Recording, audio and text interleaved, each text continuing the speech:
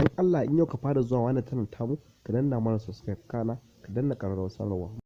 Assalamu alaikum, barkanmu da sake saduwa a cikin wannan sabon shirin mai suna ɗaukakar Hamisu Breaker. Hamisu Dai Breaker ya kai rekod ɗin mawaƙa wanda ba su taɓa yi ba. Hamisu Dai Breaker ya shiga jerin mawaƙan turanci a wannan shekarar wanda aka fi kallon bidiyoyinsa a YouTube channel. Kuma sannan ya wuce wa'insu manyan mawaƙa wanda ake ji da su na Najeriya music a Najeriya. Hamisu Dai Breaker ya yi wani rekod da aka jinjina mai sosai mawaƙan Hausa. Hamisu Dai Breaker ya tattaɓo Hausawa a cikin wannan YouTube ɗin yadda shi ma Hamisu Breaker aka fara kallon bidiyoyinsa kamar yadda ake kallon bidiyoyin wanda suke waƙar turanci ɗaya daban. Hamisu Dai Breaker ya zo da tara ne a cikin jerin wa'innan mawaƙa sannan ya wuce wa'insu manya-manyan mawaƙa wanda ake ji da su. Hamisu Dai Breaker a yanzu tauraruwarsa tana ja fiye da yadda ba a zato. Hamisu Dai Breaker yana yin waƙa za ga magoya baya suna ta kallon ta sosai fiye da miliyoyi wanda yake samu. Hakan ya sa Hamisu Breaker ya fi kowane mawaƙi a mawaƙan Hausa ɗaukaka a wannan shekarar ta 2021. Hamisu Dai Breaker ya yi wani abu ne wanda kowane ɗan Hausa ya kamata ya jinjina ma Hamisu Breaker da yin wannan abin da ya yi. Kan dai mu ishe ku da su ga jerin mawaƙan da Hamisu Breaker suka fi Hamisu Breaker sannan kuma shi ma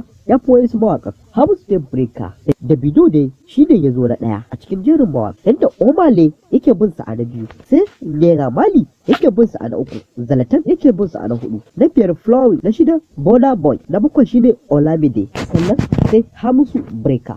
Hamisu Breaker dai ya fi Kiss Daniel, ya fi J-Boy, ya fi Ricardo, sannan ya fi Bad Boy da Tekno. Hamisu Dai Breaker ya yi wannan rekodin ne a cikin Hausawa wanda mawaki a cikin mawakan Hausa ba wanda ya taɓa shiga jerin wa'innan mawakan har ya zo a tara a cikinsu sai Hamisu Breaker. Hamisu Dai Breaker ya yi wani rekod ne sabo. Wannan rekod ya kamata duk wani bahaushe ya jinjina ma Hamisu Breaker inda ya shiga cikin jerin mawakan turanci har ya zo na tara kuma ya fi wayansu manyan mawaƙan. Hamisu Dai Breaker ya kamata mu Hausawa mu dinga kallon waƙoƙin Hausa mu ba wai mu je mu dinga kallon waƙoƙin Turanci ba. Shi yasa mawaƙan Hausa mu ba sa ɗaukaka a Najeriya, mawaƙan Turanci kuma mawaƙan Hausa ɗaukaka. Ko dan suna nuna tsaraicin su ne mawaƙan Turanci shi yasa aka fi kallon waƙoƙinsa a cikin YouTube channel ko ba hakan ba. Muna so dai ku duba mana wannan abu ku gani me yasa aka fi kallon mawaƙan Turanci fiye da mawaƙan Hausa.